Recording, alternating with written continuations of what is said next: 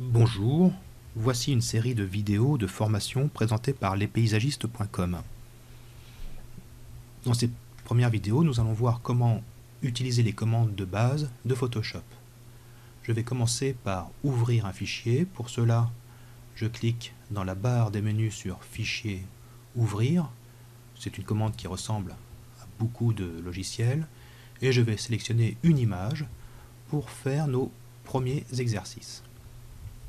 Ici, nous allons modifier la couleur, les contrastes de cette image.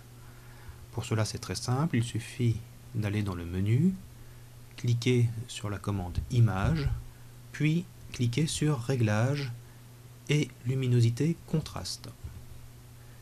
Une fenêtre s'ouvre avec des curseurs qu'on peut déplacer.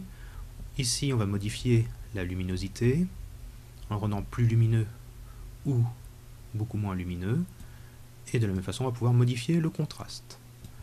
Je vais vous donner ici une petite astuce qui permet en quelques clics d'améliorer considérablement une photo qui n'est pas assez chatoyante ou pas assez contrastée. Il suffit pour cela d'augmenter légèrement la luminosité, puis d'augmenter le contraste un peu plus. Et à ce moment-là, on va avoir une photo un peu plus contrastée, un peu plus intéressante.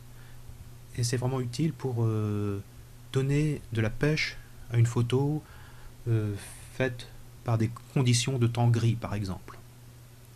Nous allons toujours faire des réglages sur cette photo. Ici, je choisis Réglages, Teinte, on a vu luminosité contraste, et maintenant nous allons voir Teinte, saturation. Toujours le même principe, on a une fenêtre qui s'ouvre avec des curseurs que l'on peut déplacer.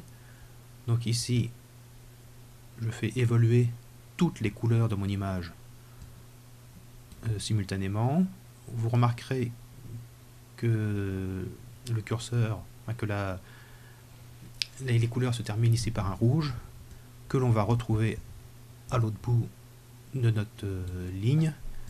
Et ainsi, on peut changer toutes les couleurs de notre photo. Donc, ici, je reviens à la position d'origine.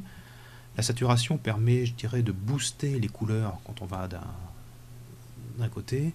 Par contre, si on revient de l'autre, on va atténuer ces couleurs jusqu'à aller au noir et blanc, puisqu'il n'y a plus du tout de couleurs qui interviennent quand la saturation est complètement supprimée.